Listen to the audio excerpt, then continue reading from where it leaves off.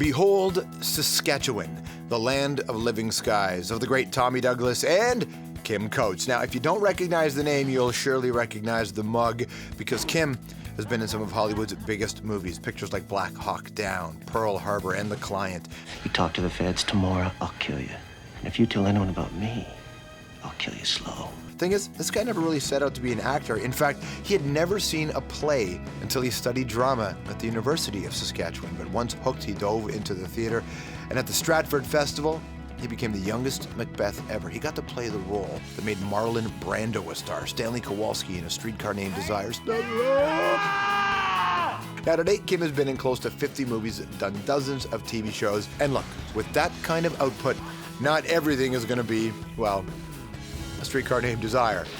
That's fair enough, good. But even in a box office bomb like Battlefield Earth, Kim was really interesting. There's nothing we can do for them. He is picky about the types of bad guys he'll play. We'll find out where he draws the line, and he's never wanted to be tied down to a series, but then this came along. Sends a message to Darby, kill two birds with one crow. Tig Traeger.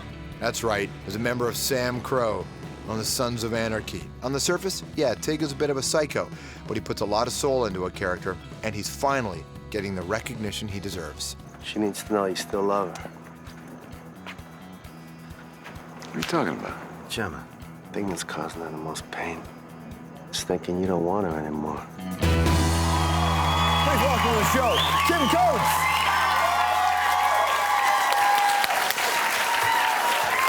Nice to have you, man. Hello, man. Thank you. Good to see you, sir. Did you call my people and see what I was wearing today? Did my people call your people? And I saw him backstage, and I'm like, oh, God, this is unbelievable. we look very good together. What you can't see in the details is he's got pinstripes on. I do. You know, which is very nice. Welcome I got dressed up for you, George. Those things, man. They're hectic, actually. Yeah, it's nice to be in Toronto. Hi, Toronto. It's been an unbelievable run for you. Yeah. You work consistently, and then the Sons of Anarchy thing is just almost feels like a game changer to the public. Does it feel like one for you? It does. Yeah? I had no idea of the power of television. I really mean that. I did not get into this business to be a celebrity. I mean that from the bottom of my heart. You seem to have made choices, too, in that way.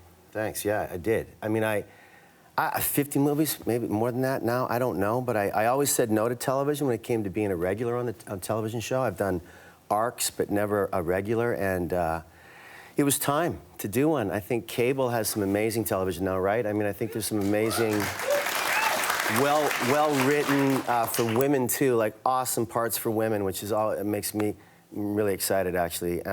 So I said yes to Sons of Anarchy, and it's really sort of changed my world, yeah. That's the thing, you are particular about your bad guys. The fact that you even mentioned the fact that cable is a good place for roles for women. This is a series that focuses on the surface, the 1%ers, this outlaw biker gang, but really this is a TV series that showcases strong women. Absolutely. This is about Gemma. Yeah, absolutely. You know, in the biggest way, which is, you know, Katie Siegel's character. But why, is that because you have daughters? Is this why you are this guy? I've had no choice. My wife's been slapping me around for 27 years, and I have to back that up as much as I can. I love strong women, man. That's what makes the world go around. When you get into a show, knowing that you want to make films and play characters that are important, and you see how bad a bad guy can be, do you have to really fight with them and say, I can't do this? Most network television now is rape storylines all the time when it comes to girls. Yeah, I've never played a rapist. I've never played a pedophile. I just won't do it. I just won't do it. But that said... Why won't you do it? I just won't do it. Yeah? I don't, you know, just won't. But that said, Costner, who's a really close friend of mine, Kevin, he just goes, you know, you're so colorful. The bad guys get the parts. You know, they're written for. It's tough to be a leading man. It's tough. You know, I got the easy job. I can do things, cut hair, get fat, wear a mullet like Goon, and, you know, bad ties, and be funny, and work hard. But Kevin has to be a leading man and be interesting. That's hard, if you ask me. What's the thing about the Sons of Anarchy, the Outlaws? What's the fascination with outlaw culture? Well, it's Sopranos on bikes, right? I mean, the reviews came out, it was pretty early on that this is a great series because of the Hamlet mythology of it all. For those of you who've seen it, it's very Hamlet-based, and I'm a big fan of Hamlet, so we all know it doesn't doesn't end good. There's gonna be some more bloodshed. And we're all character actors. Even Katie, beautiful Katie, Charlie Hunnam, right? He's one of those hunky, incredibly talented kids from Newcastle, and we all get along. We all love each other. The idea of a complicated bad guy, you know, a psychopath with a heart, which your character has. Are there things that you just, like, big roles that you've turned down and then seen them later and go, ah, yeah. Do you know what, George? I try not to see the roles I turn down, just in case the guy was good. I can honestly say, though, that I've never regretted. I think that's really important in my business.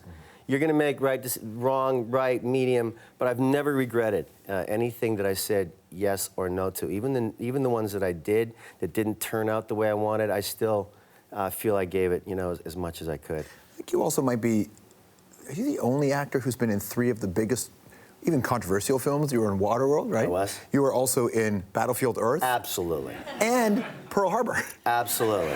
You're like the only guy who's been in those 3 films. Alec Baldwin and I in Pearl Harbor. Oh my God, what a mistake. Baldwin and I show up, you know, he's playing Doolittle, I'm his right-hand guy, and show up, get the haircut, and I'm looking around going, why am I the only one who looks like I'm in World War II? Why has everyone got Hollywood haircuts and I've got this bad oil in my head? And Baldwin and I go, hey, you got your Lucky Strikes yet? I go, no, let's go get them right now. Went to the props guy and said, where are our Lucky Strikes? And the guy, you're smoking? I said, it's World War II. Of course we're smoking. My guy smoked 2 packs a day. I know, I looked him up. And the guy, cigarettes, I don't. We found out that they've been shooting for 5 weeks without us, and Disney didn't want any smoking. So Alec and I refused to listen to that. So we got cut out of that movie like you wouldn't believe. Really? Yeah. We had 3 scenes. We saw each other at the premiere and went, I guess we'll not smoke in the next one. They don't want us to. Because we did lose 3 scenes, yeah.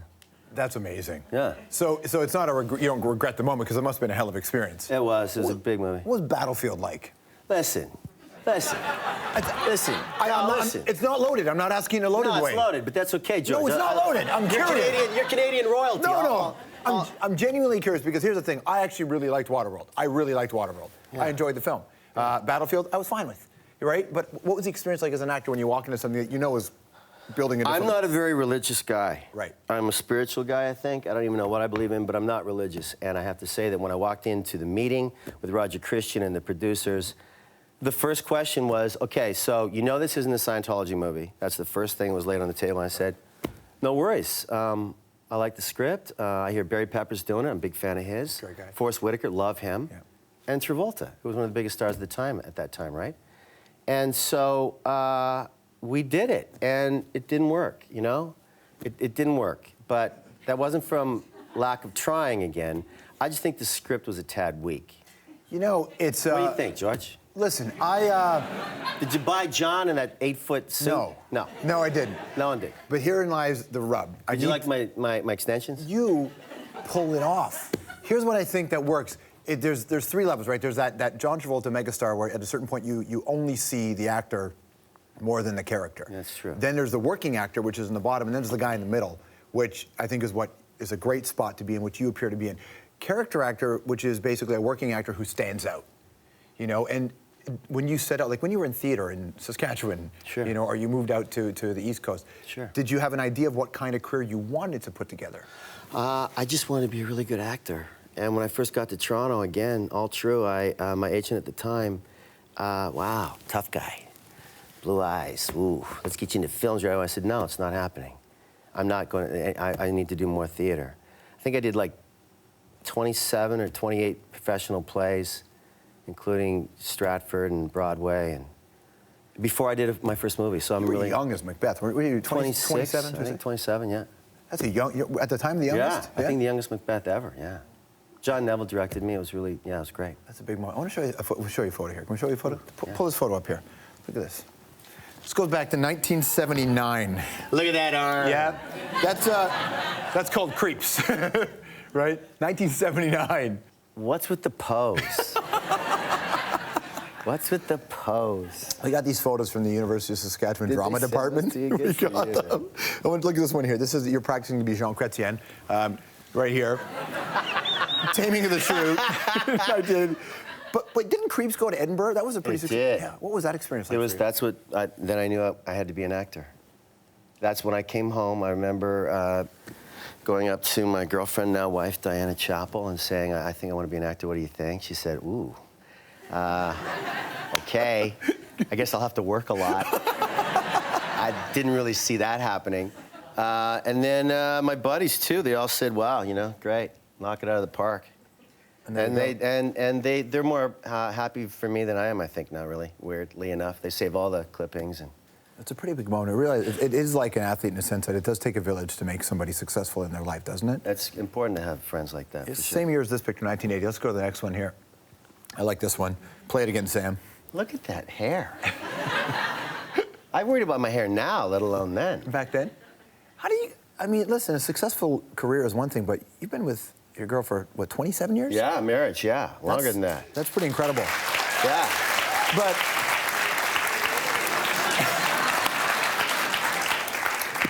do you choose roles now knowing the fact that you have daughters who are old enough to say, that's my dad? No. No? My daughters have nothing to do with what I choose.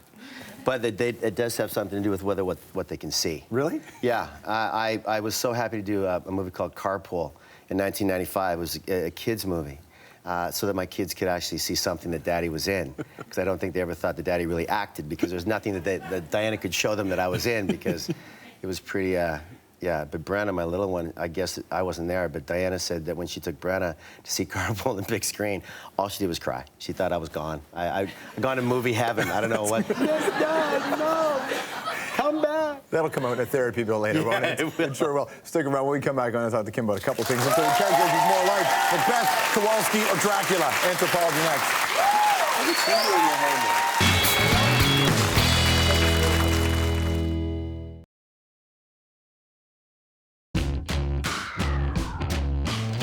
What you want for the women? We're not for sale. Not for sale. I mean, there's no such thing as not for sale. Not for sale. Not for sale. Eh? Now, are they a pair, or would you consider selling them separate? No. Our business is done here unless you got some resin for sale you can part with. Wall-to-wall, Kim Coates. It's the breadth of your career that's so fascinating to me. Thanks, man. Thanks. Young Jack Black in that film, too, right? Yeah. Yeah, it's great. It's a lot of fun. You were close with your family? Yes. Your father passed away just as Sons was starting to become something. Correct. What would you have thought of this? Dad was always the most proud, and my mom. I mean, they met in a bowling alley.